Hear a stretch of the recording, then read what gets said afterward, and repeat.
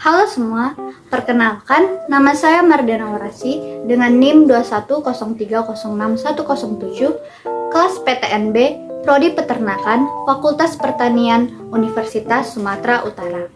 Di sini saya akan melakukan praktikum anatomi dan sistem pencernaan pada ternak ruminansia dengan dosen pengampu Ibu Tati Vidianasari, SPTMP. Sebelumnya, apa itu hewan ruminansia? Jadi, hewan ruminansia adalah sekelompok hewan mamalia yang biasa memamah atau memakan makanannya 2 kali atau dikenal dengan hewan memamalia. Hewan ruminansia juga adalah hewan pemakan tumbuhan yang mencerna makanannya dengan 2 langkah. Yang pertama dengan menelan bahan mentah, kemudian yang kedua mengeluarkan makanan yang setengah dicerna dari perutnya dan mengunyahnya lagi. Contoh hewan ruminansia yaitu sapi, kerbau, kambing, dan domba.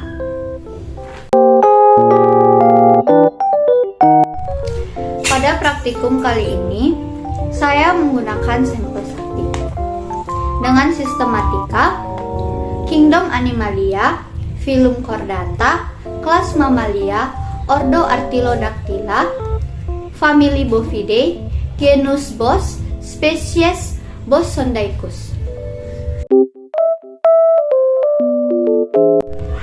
Sekarang saya akan menjelaskan bagian-bagian dari traktus digestivus. Yang pertama ada cavum oris atau rongga mulut, yang berfungsi sebagai tempat masuknya makanan dan dimulainya proses pencernaan. Rahang hewan ruminansia dapat bergerak menyamping untuk menggiling makanannya. Di dalam rongga mulut terdapat organ-organ lainnya seperti gigi. Gigi tersusun dari gigi seri yang berguna untuk memotong makanan yang berjumlah 4 buah. Kemudian ada gigi geraham yang berguna untuk mengunyah makanan. Gigi geraham mengalami perkembangan sehingga memiliki jumlah gigi yang banyak dan berukuran besar serta digunakan untuk memotong makanan. Untuk gigi geraham depan berjumlah 3 buah, untuk gigi geraham belakang berjumlah 3 buah juga.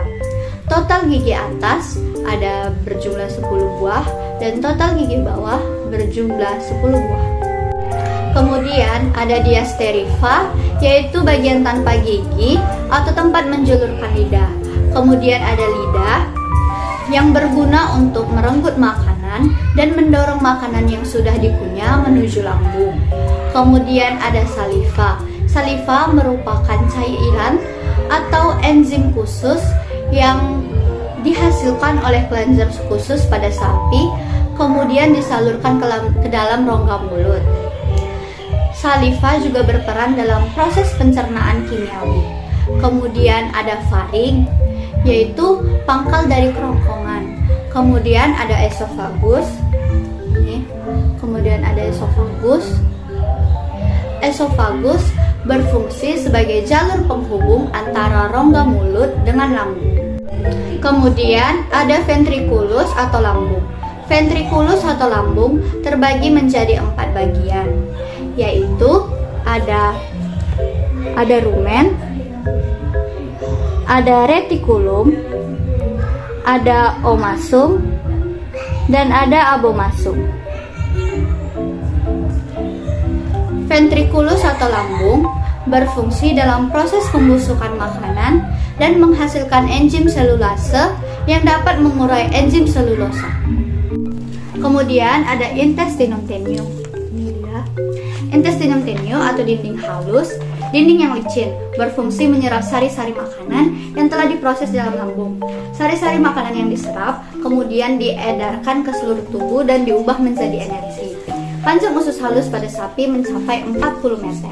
Di dalam usus halus terjadi proses pencernaan absorpsi dan fermentasi yang terdiri dari 3 bagian, yaitu duodenum, jejunum, dan ileum. Kemudian ada intestinum crassum, ini atau usus besar. Intestinum crassum atau usus besar memiliki panjang kurang lebih 1 meter, terdiri dari colon ascendens dan colon transversum. Di antara usus halus dan usus besar terdapat juga usus buntu atau sekum. Pada bagian sekum terdapat benjolan kecil yang disebut apendik yang berisi sel darah putih yang berperan sebagai imunitas.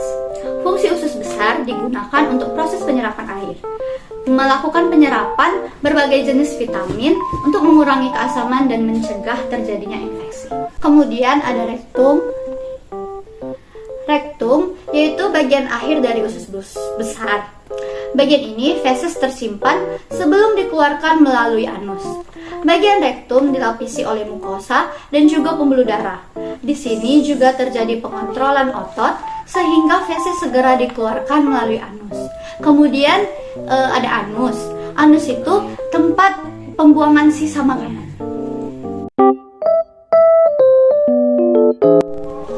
Sekarang saya akan menjelaskan proses perjalanan makan hewan ruminansia.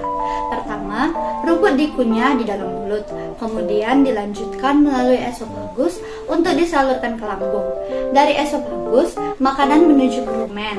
Proses yang terjadi di rumen yaitu makanan dicerna dan menjadi bubur dengan bantuan gerakan mengaduk oleh dinding rumen. Pada saat sapi istirahat, pakan yang berada dalam rumen akan dikembalikan lagi ke mulut untuk dikunyah kembali. Di dalam rumen, pakan akan dibentuk menjadi gumpalan-gumpalan yang masih kasar atau bolus. Bolus akan dimuntahkan kembali ke mulut atau yang bisa disebut dengan proses regurgitasi. Untuk dimamah 2 kali atau dikunyah kembali atau sama dengan proses memastikannya. Kemudian bolus ditelan kembali atau yang disebut dengan proses regurgitasi. Selanjutnya, bolus tersebut dicerna lagi oleh enzim-enzim mikroba rumen dan namanya berubah menjadi digesta. Setelah itu, makanan akan diteruskan menuju retikulum. Pada retikulum, makanan difermentasi dengan bantuan bakteri anaerob dan protozoa. Terjadi proses absorpsi dan penyaringan benda-benda asing yang masuk bersama makanan sehingga tidak masuk ke omasum. Setelah itu, makanan dilanjutkan ke omasum. Omasum disebut juga sebagai perut buku karena tersusun dari lipatan-lipatan sebanyak 100 lembar. Pada omasum juga menghasilkan amonia dan mungkin asam lemak terbang. Setelah itu, makanan dilanjutkan ke abomasum. Pada abomasum, makanan dicerna dengan bantuan enzim pencernaan pepsin yang dihasilkan oleh abomasum. Setelah makanan dicerna di abomasum, makanan akan dilanjutkan ke usus halus. Usus halus pada sapi panjangnya kurang lebih 40 meter. Pada usus halus terjadi proses absorpsi dan fermentasi. Selain itu, terjadi juga penyerapan sari-sari makanan. Dan pada akhirnya makanan akan dibuang melalui anus.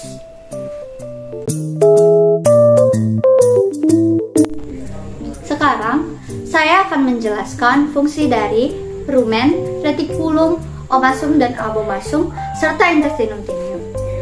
Yang pertama, ada rumen. Ini dia. Rumen biasa disebut dengan perut besar atau dengan perut handuk. Kenapa disebut dengan perut besar? Karena rumen adalah bagian lambung yang terbesar di dalam sistem pencernaan ternak ruminansia. Fungsi utama rumen adalah tempat untuk mencerna serat-serat kasar dan zat-zat pakan lainnya yang dibantu oleh mikroba. Kemudian, rumen juga berfungsi sebagai tempat fermentasi oleh mikroba, tempat absorpsi VFA, dan tempat pencampuran pakan. Kemudian, yang kedua adalah retikulum, yang biasa disebut dengan perut jala. Kenapa permukaannya disebut perut jala? Karena mirip dengan jala atau sarang lebah. Retikulum berfungsi sebagai tempat fermentasi pakan oleh mikroorganisme. Hasil dari fermentasi diantaranya adalah VFA, amonia, dan air. Selanjutnya, omasum atau perut buku. Mengapa disebut perut buku? Karena omasum memiliki lipatan-lipatan seperti buku atau lipatan-lipatan longitudinal. Mengapa permukaannya seperti ini? Karena terjadi banyak penyerapan. Omasum berfungsi sebagai pengatur ingesta ke abomasum dan menyaring partikel yang besar. Di dalam omasum, enzim bekerja menghaluskan hijauan. Selanjutnya, abomasum atau perut masam atau juga disebut dengan lambung sejati. Abomasum terbagi menjadi 3 bagian, yaitu florika, fundika, dan kardia. Abomasum berfungsi sebagai pengatur digesta dari abomasum ke duodenum. Proses pencernaan abomasum dicerna kembali dengan bantuan enzim asam klorida atau HCl. Yang terakhir adalah intestinum tenue atau usus halus. Intestinum tenue atau usus halus berfungsi sebagai penyerapan sari-sari makanan yang telah diproses di lambung yang kemudian diedarkan ke seluruh tubuh yang diubah menjadi energi. Sekarang saya akan menyebutkan 10 jenis mikroba beserta fungsinya. Yang pertama ada Lactobacillus sp yang berfungsi menjaga fungsi pencernaan, sehingga genus ini banyak digunakan di dalam pengembangan produk probiotik sebagai pengganti antibiotik. Kemudian meningkatkan pertumbuhan dan produktivitas ternak. Yang kedua ada Streptococcus yang berfungsi meredakan gejala intoleransi laktosa, menurunkan asam lambung, serta gangguan pencernaan lainnya.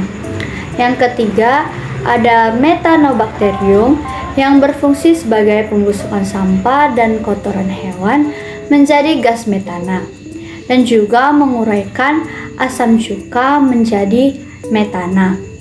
Kemudian yang keempat ada Escherichia coli yang berfungsi membantu membusukkan sisa-sisa pencernaan makanan di usus besar, sehingga terbentuk feses untuk memproduksi vitamin K. Yang kelima ada Neoclimasti gamicota yang berfungsi menghasilkan enzim yang berpotensi berguna di dalam bioteknologi yang telah digunakan dalam formula pakan ternak. Yang keenam ada Clostridium acetobutylicum yang berfungsi mengubah zat pati menjadi pelarut organik aseton dan butanol. Kemudian yang ketujuh Clostridium sporangius yang berfungsi mengurai asam amino menjadi amonia.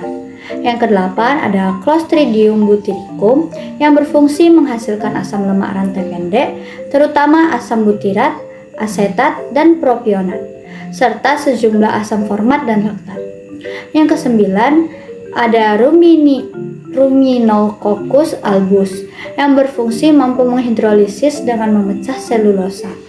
Yang kesepuluh ada Carnospora multiporus yang berfungsi memecah dan menyederhanakan pektin.